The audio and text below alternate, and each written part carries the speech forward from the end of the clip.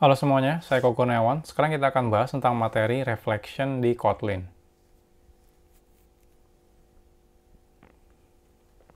Apa itu reflection? Reflection itu adalah kemampuan melihat struktur aplikasi kita pada saat berjalan, atau aplikasi kita berjalan ya, atau runtime istilahnya.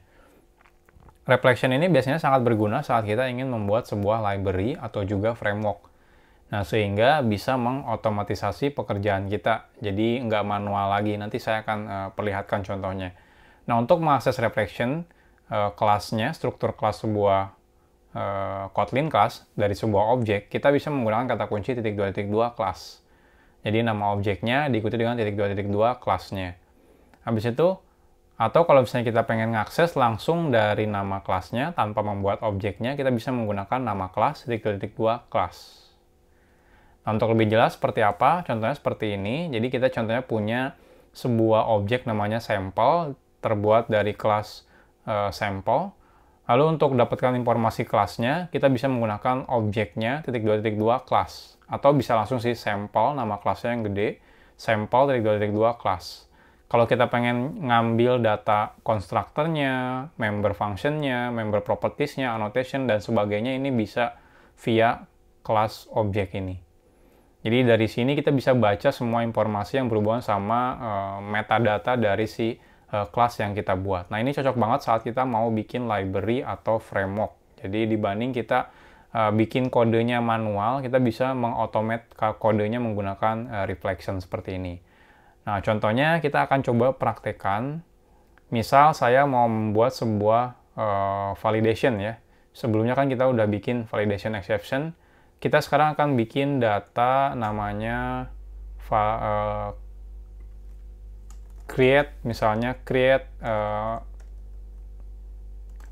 product request, dimana ini digunakan sebagai data untuk membuat produk misalnya ya. Ini data, ada fieldnya misalnya file ID, string, file name, string, file price, misalnya long, seperti ini. Nah, atau ada juga data kelas create kategori request misalnya ya, dimana di sini punya file ID kategorinya, file name kategorinya. Nah, seperti ini. Nah, kalau misalnya kita string biasa, ini kan bisa ya tambahkan string kosong gini kan, ini semuanya valid ya, tapi kan kita semuanya nggak mau. Nah, gimana kalau kita pengen melakukan validasi? Nah, biasanya yang kita lakukan adalah kita bikin validasinya secara manual. Contohnya, di sini kita akan bikin file reflection. Di sini contoh kita bikin function validate request. Dimana biasanya yang pertama kita lakukan, kita bikin validasi untuk ini ya, create product request.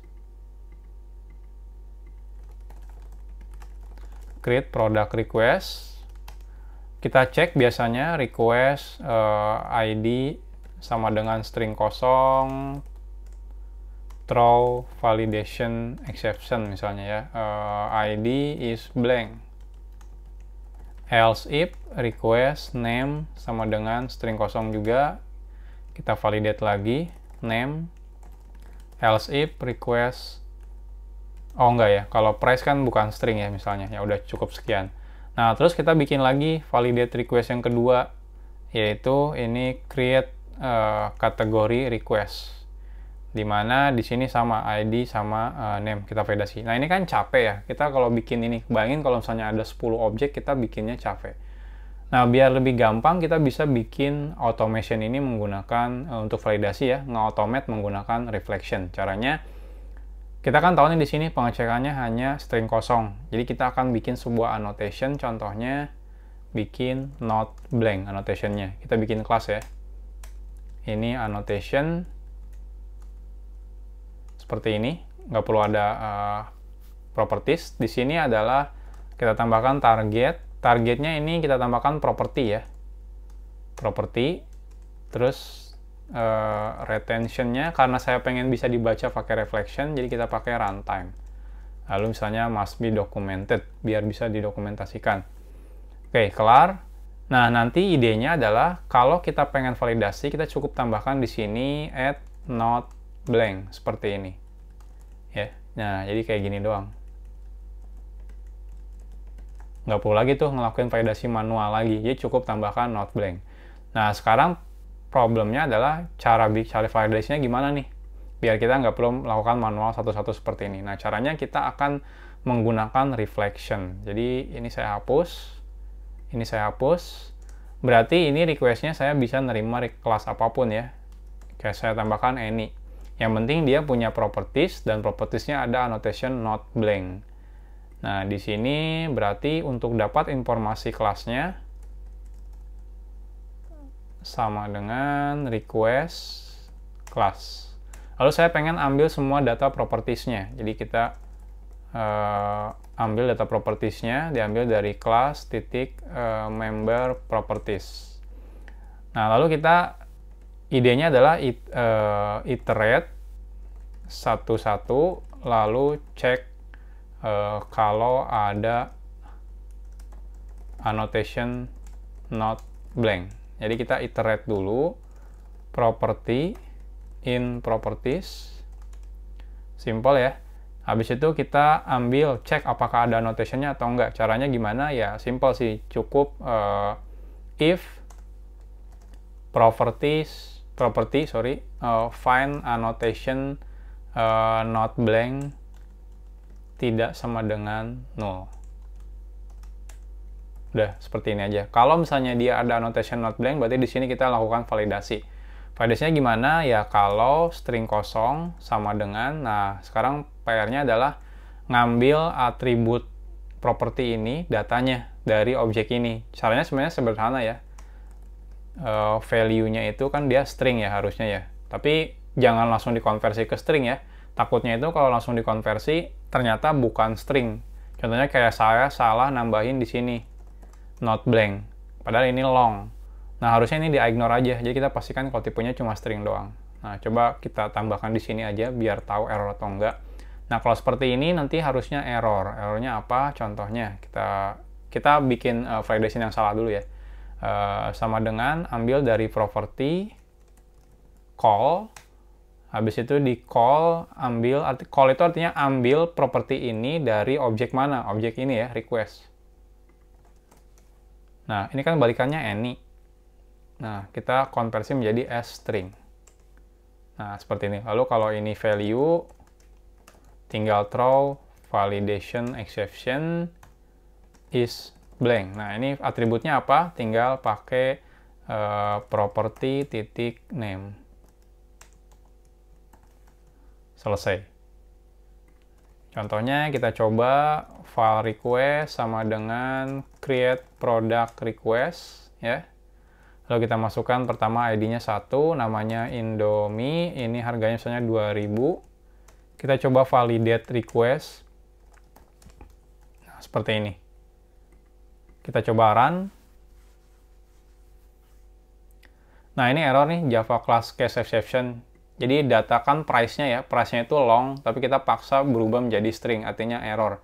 Jadi ini kita jangan sampai langsung konversi seperti ini. Jadi caranya gimana? Caranya ini kita hapus seperti ini. Berarti di sini kita harus cek when value is string.